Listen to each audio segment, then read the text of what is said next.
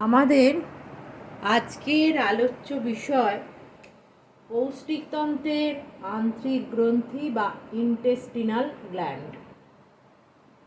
আমরা জানি যে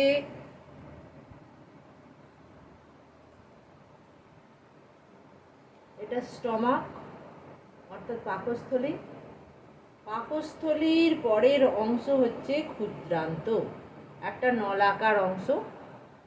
এই ক্ষুদ্রান্তের মধ্যে ভিলাই থাকে, আঙুলের মতো প্রজেকশন বা ভিলাই থাকে।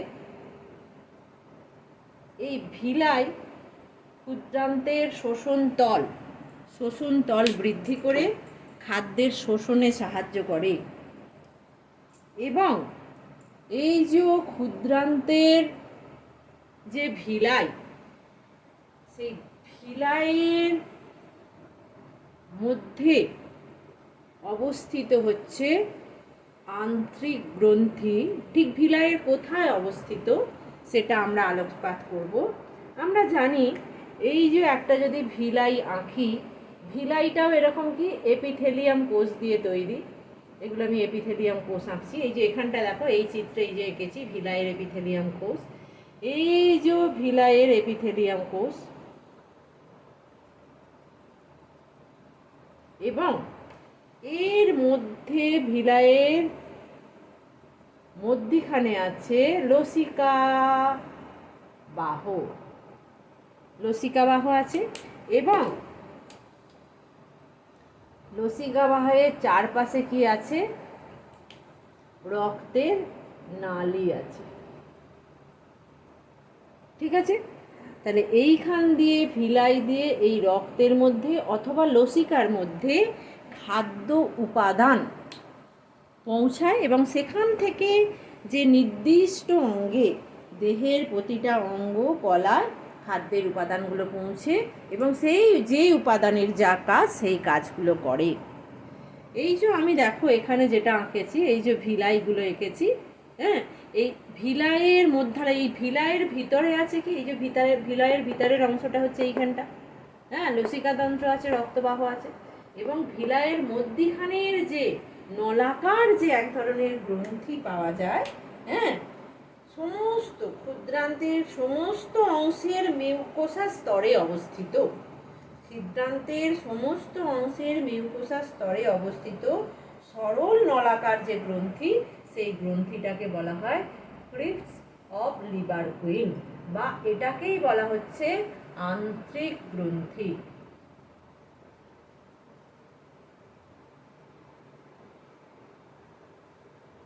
আন্ত্রিক গ্রন্থি বোঝা গেল, এখানে লিখলাম। তাহলে এই আন্ত্রিক গ্রন্থি কোথায় অবস্থিত? সমস্ত ক্ষুদ্রান্তের মিউকোসা স্তরে অবস্থিত। এখানে লিখছি দেখো, মিউকোসা স্তরে অবস্থিত হচ্ছে এই আন্ত্রিক গ্রন্থি, যাকে বলা হচ্ছে ক্রিপস অফ লিবারকুইন। ঠিক আছে, তাছাড়া ডিওডেনামে এক ধরনের গ্রন্থি পাওয়া যায়, যাকে বলা হচ্ছে ব্রুনার্সের গ্রন্থি। যাকে কি বলা হচ্ছে? ব্রুনার্সের গ্রন্থি। এই ক্ষুদ্রান্তে প্রধানত এই দুই ধরনের গ্রন্থি পাওয়া যায়, যেখান থেকে বিভিন্ন ধরনের ক্ষরণ হয় এবং সেটাই আন্ত্রিক রস তৈরি করে। যার মধ্যে কি থাকে? যার মধ্যে অ্যামাইলোলাইটিক উৎসেচক অর্থাৎ কার্বোহাইড্রেটকে পরিপাক করার উৎসেচক থাকে, প্রোটিওলাইটিক উৎসেচক অর্থাৎ প্রোটিনকে পরিপাক করার উৎসেচক থাকে, এবং লাইপোলাইটিক উৎসেচক অর্থাৎ লিপিড বা ফ্যাটকে পরিপাক করার উৎসেচক থাকে। বোঝা গেল? আমরা এটাও জানি ক্ষুদ্রান্তের মধ্যে কার্বোহাইড্রেট, প্রোটিন এবং ফ্যাটের পরিপাকটা সম্পূর্ণ হয়। বোঝা গেল? এই পাকস্থলীর অর্ধপাচিত যে খাবার, অর্ধপাচিত খাদ্যবস্তু, সেই অর্ধপাচিত খাদ্যবস্তু ক্ষুদ্রান্তে আসে। অর্ধপাচিত খাদ্যবস্তু ক্ষুদ্রান্তে আসে। ক্ষুদ্রান্তে আসার পর এখানে আমরা জানি আর একটা জিনিস, যেখানে ক্ষুদ্রান্তের ডিওডেনামের ঘাঁজে আমরা অগ্নাশয় করেছিলাম, আর এখান থেকে পিত্ত, যে যকৃতে যে পিত্ত রস তৈরি হয়, সেই পিত্ত রসটা এখান দিয়ে আসছে, অগ্নাশয় রস আসছে। পিত্তরস এবং অগ্নাশয় রস মিলে যাচ্ছে, মিলে সবগুলো কোথায় যাচ্ছে? ক্ষুদ্রান্তে পৌঁছালো। এবং ক্ষুদ্রান্তে নিজের যে আন্ত্রিক রস আছে, সেই আন্ত্রিক রসের সঙ্গে সমস্ত রসগুলো মিলিত হলো। মিলিত হয়ে ক্ষুদ্রান্তের ক্ষারীয় মাধ্যমে, হ্যাঁ, কাইমের অম্ল প্রশমিত হওয়ার পর প্রথমে কি হচ্ছে?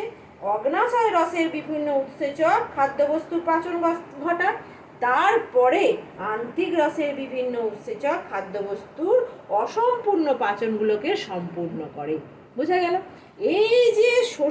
এই যে খাদ্যের সম্পূর্ণ পাচনের ফলে, হ্যাঁ, যে খাদ্যটা তৈরি হলো, তাহলে কাইমটা তখন তৈরি হয়ে গেল, কাইলে পরিণত হলো।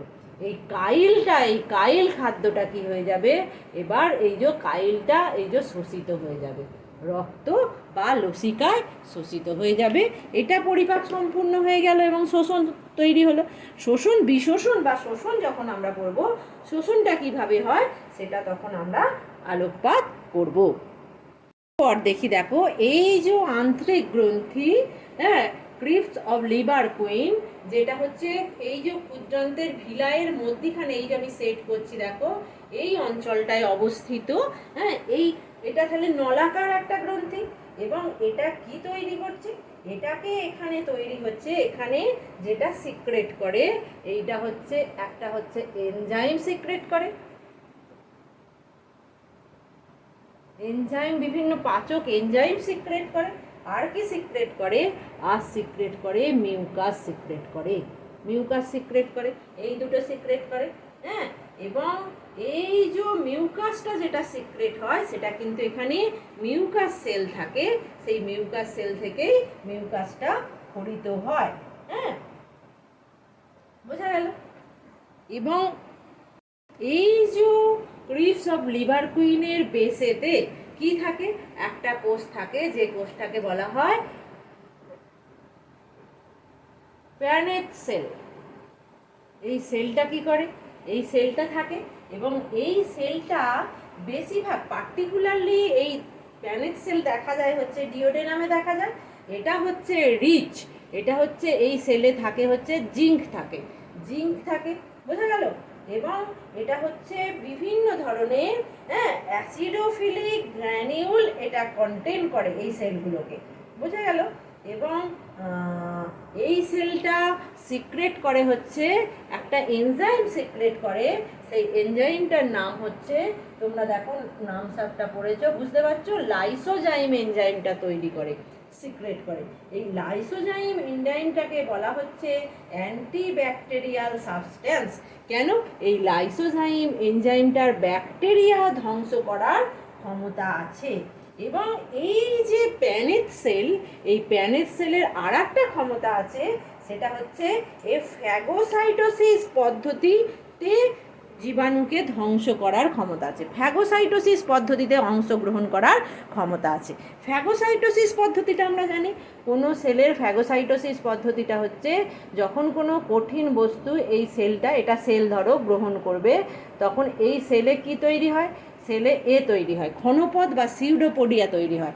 এই ক্ষণপদ বা সিউডোপোডিয়া দিয়ে এই যে কী করে, কঠিন বস্তুটাকে একদম আবৃত করে একটা ফ্যাগোজোম তৈরি করে। এই ফ্যাগোজোমের সাহায্যে কঠিন বস্তুটা কোষের মধ্যে প্রবেশ করার যে পদ্ধতি, সেটাই হচ্ছে ফ্যাগোসাইটোসিস পদ্ধতি, যে পদ্ধতিটা করার ক্ষমতা এই প্যানেট সেলের আছে, যেটা হচ্ছে এই যে আন্ত্রিক গ্রন্থির বেসেতে এই প্যানেট সেলটা অবস্থিত। দেখো আমি সবুজ দিয়ে প্যানেট সেলগুলোকে করেছি, দেখো এখানে সবুজ দিয়ে করেছি, যে বেস যেটা সেটাতে অবস্থিত। বোঝা গেল?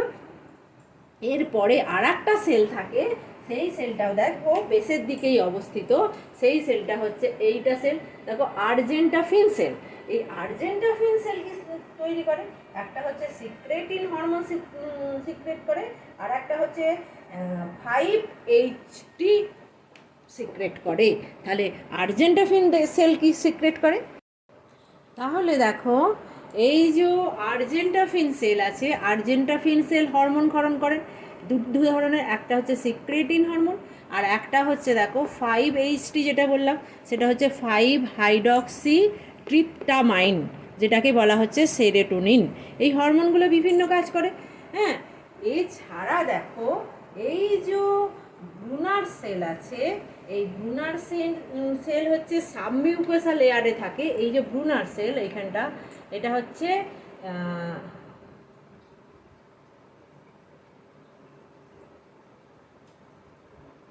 সাবমিউকোসা যে স্তর আছে, সেই সাবমিউকোসা স্তরে অবস্থিত হচ্ছে ব্রুনার সেল।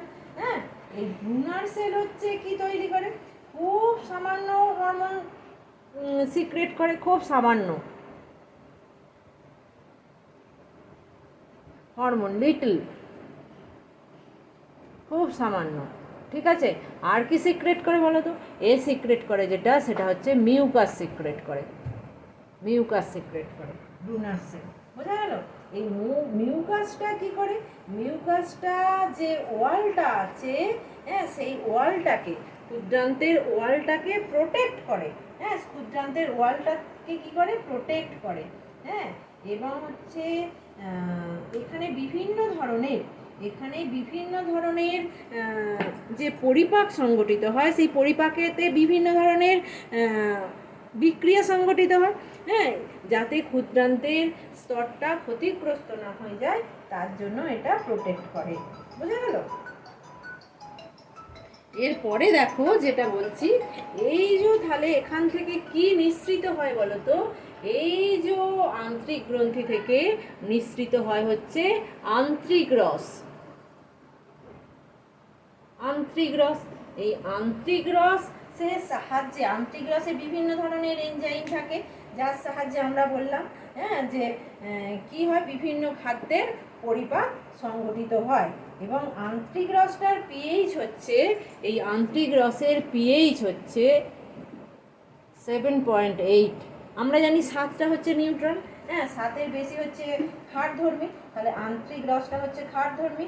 এবং সারাদিনে প্রায় 2 থেকে 3 লিটার আন্ত্রিক রস খরিত হয়। সারাদিনে প্রায় 2 থেকে 3 লিটার আন্ত্রিক রস খরিত হয়। হ্যাঁ, তাহলে এইভাবে আন্ত্রিক গ্রন্থি পরিপাকে সাহায্য করে। এবং পরিপাকে আন্ত্রিক যে রস কিভাবে পরিপাকে সাহায্য করে, হ্যাঁ, আন্ত্রিক গ্রন্থির ক্ষরণে, সেটা এবার আমরা আলোকপাত করব। দেখো, এই যে আন্ত্রিক রস নিঃসৃত হয় আন্ত্রিক গ্রন্থি থেকে, তাতে কি কি থাকে? অ্যামাইলোলাইটিক এনজাইম থাকে, প্রোটিওলাইটিক এনজাইম থাকে, লাইপোলাইটিক এনজাইম থাকে। আমরা অলরেডি জেনে গেছি অ্যামাইলোলাইটিক এনজাইম শর্করার পরিপাক ঘটায়। তাহলে এই অ্যামাইলোলাইটিক এনজাইম কি কি থাকে এবং কিভাবে পরিপাক হয় সেটা আমি দেখি। দেখো, মল্টোজের ওপরে ক্রিয়া করে, মল্টোজ একটা শর্করা, সেটার ওপরে ক্রিয়া করে হচ্ছে একটা অ্যামাইলোলাইটিক এনজাইম, তার নাম হচ্ছে মল্টেজ। সেটা এটাকে গ্লুকোজ প্লাস গ্লুকোজে ভেঙে দেয়। বোঝা গেল? গ্লুকোজ প্লাস গ্লুকোজে ভেঙে দেয়, এটা হলো। এরপরে দেখো সুক্রোজ,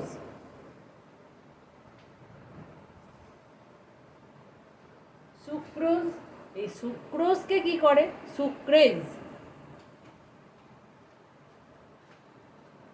সুক্রেজ কি করবে, গ্লুকোজ ও ফ্রুক্টোজে ভেঙে দেবে, গ্লুকোজ প্লাস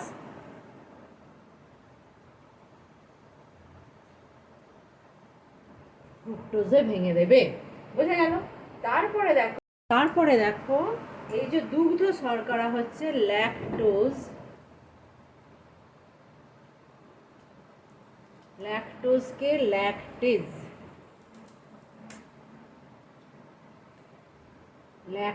ল্যাকটেজ হচ্ছে এনজাইম, ল্যাকটোজকে ল্যাকটেজ কি করবে, এটা হচ্ছে গ্লুকোজ প্লাস গ্যালাক্টোজ,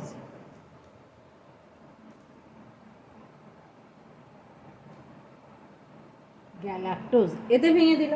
তারপরে দেখো আইসোমল্টোজ,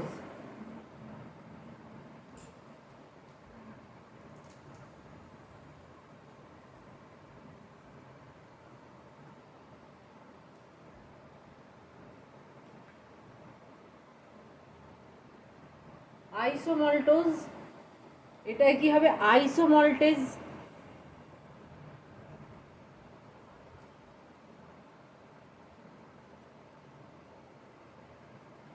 আইসোমল্টোজটা, এই যে আইসোমল্টেজ, এটা হচ্ছে গ্লুকোজে ভাঙবে।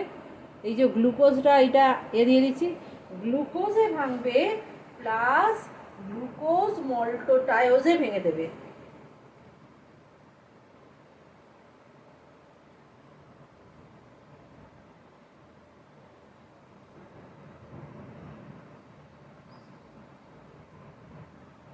বোঝা গেল? এই যে গ্লুকোজ মল্টোটায়োজে ভাঙবে, এই গ্লুকোজ মল্টোটায়োজটাকে, এইটাকে এবার মল্টেজ,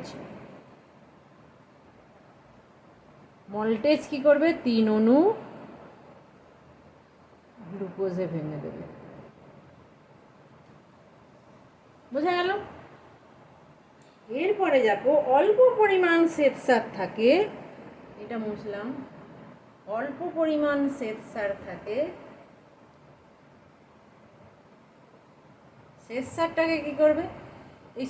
শ্বেতসারটাকে কি থাকে? অল্প পরিমাণ অ্যামাইলেজ থাকে, অ্যামাইলেজ এনজাইম।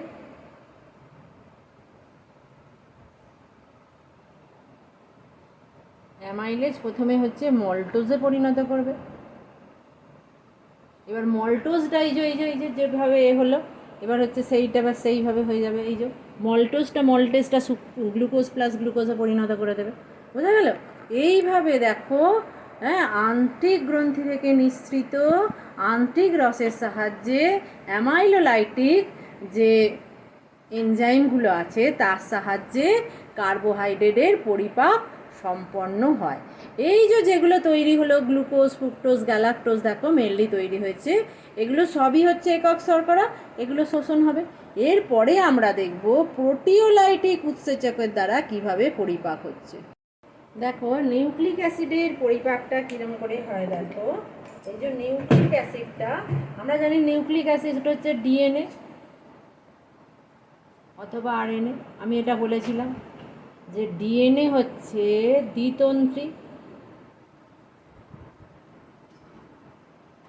আর আরএনএ হচ্ছে একতন্ত্রী। এটা হচ্ছে কি? Polynucleotide chain. দ্বিতন্ত্রী পলিনিউক্লিওটাইড চেন ডিএনএ, ডিএনএ হচ্ছে দ্বিতন্ত্রী পলিনিউক্লিওটাইড চেন, আর আরএনএ হচ্ছে একতন্ত্রী পলিনিউক্লিওটাইড চেন।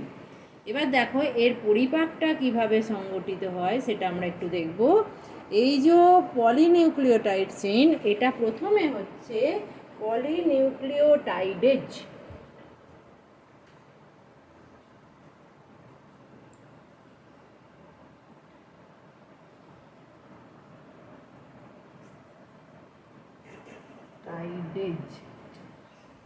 হয়ে গেল। এই যে পলিনিউক্লিওটাইডেজ উৎসেচকের সাহায্যে নিউক্লিওটাইডে পরিণত হয়।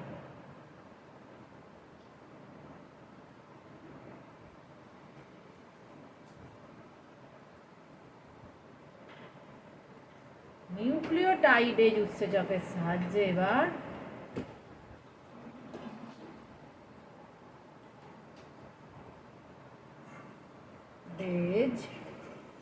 উৎসেচকের সাহায্যে এটা কিসে পরিণত হবে? নিউক্লিওটাইডেজ উৎসেচকের সাহায্যে নিউক্লিওসাইডে পরিণত হবে।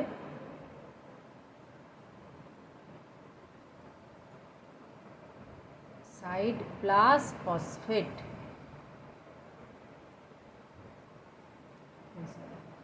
ফসফেটে পরিণত হবে। এইবার এই যে নিউক্লিওসাইড, এটা হচ্ছে এবার নিউক্লিওসাইডের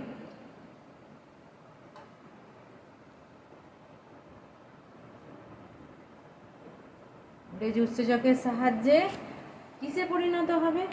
এবার হচ্ছে 5C sugar, sugar plus nitrogen base, এতে পরিণত হবে। বোঝা গেল? এইভাবে দেখো প্রোটিওলাইটিক উৎসেচকের দ্বারা নিউক্লিক অ্যাসিডের পরিপাক হলো। এরপরে দেখো যেগুলো ক্ষুদ্র পেপটাইড যেটা তৈরি করছে, সেই ক্ষুদ্র পেপটাইডগুলো কিসে পরিণত হয়? দাঁড়াও মুছি, তাহলে এটা একটা দেখাই। ক্ষুদ্র পেপটাইডগুলো অ্যামাইনো পেপটাইডেজ উৎসেচকের সাহায্যে এই যে অ্যামাইনো অ্যাসিডে পরিণত হবে। আলটিমেটলি প্রোটিনের পরিপাক হতে হবে কিন্তু অ্যামাইনো অ্যাসিডে পরিণত হতে হবে। বোঝা গেল? এইবার তারপরে দেখো এই যে ডাইপেপটাইডেজ উৎসেচকের সাহায্যে, সেটা হচ্ছে ডাইপেপটাইডগুলোকে ডাইপেপটাইডেজ উৎসেচক অ্যামাইনো অ্যাসিডে পরিণত করবে। ইরিপসিনও এইরকম কি করবে, পেপটাইডগুলোকে অ্যামাইনো অ্যাসিডে পরিণত করবে। এইভাবে কিসের পরিপাক হয়ে গেল, প্রোটিওলাইটিক উৎসেচকের দ্বারা প্রোটিনের পরিপাক হয়ে গেল। এরপরে দেখো, আমি এটা আগেও একটা ভিডিওতে, ক্ষুদ্রান্তের ভিডিওতে বলেছি যে লাইপেজ, আন্ত্রিক যে লাইপেজ আছে, সেই আন্ত্রিক লাইপেজ উৎসেচকের সাহায্যে ফ্যাটটা, আন্ত্রিক লাইপেজ উৎসেচকের সাহায্যে এই যে লাইপোলাইটিক এনজাইম,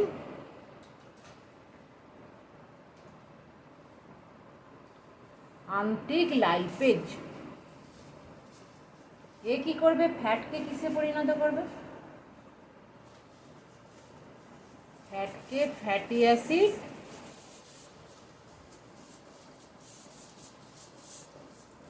প্লাস গ্লিসারলে পরিণত করবে, গ্লিসারলে পরিণত করবে। এইভাবে ক্ষুদ্রান্তে আন্ত্রিক গ্রন্থি নিঃসৃত আন্ত্রিক রসের সাহায্যে খাদ্যের পরিপাক সুসম্পন্ন হবে। বোঝা গেল? তাহলে আজকে আমরা যেটা আলোচনা করলাম সেটা হচ্ছে আন্ত্রিক গ্রন্থি সম্বন্ধে আলোচনা করলাম। তোমরা সবাই ভালো থেকো। এই আন্ত্রিক গ্রন্থির ছবিগুলো এবং কোষগুলো তাদের সম্বন্ধে যা বললাম সেটা যদি তোমরা নোট ডাউন করে রাখো, দেখবে তোমাদের অনেক সুবিধা হবে। আমরা আন্ত্রিক গ্রন্থি বললাম, হ্যাঁ, আন্ত্রিক গ্রন্থির চিত্রটা আবার তোমাদের ভালো করে দেখিয়ে দিচ্ছি। হ্যাঁ, এবং দেখো আন্ত্রিক গ্রন্থি ভিলাইয়ের ভেতরের যে অংশটা আছে সেই দিকটা দেখো, এই দিকটা হচ্ছে কি হচ্ছে অ্যাবজর্পটিভ পার্ট, আর এই দিকটা হচ্ছে সিক্রেটরি পার্ট। কারণ দেখো এখানে এই যে সিক্রেটরি, এই যে সেলগুলো আছে, এগুলো বিভিন্ন কিছু সিক্রেট করছে। এইটা ছবিটা আবার একবার দেখে নাও, ভালো করে ছবিটা এঁকে নেবে।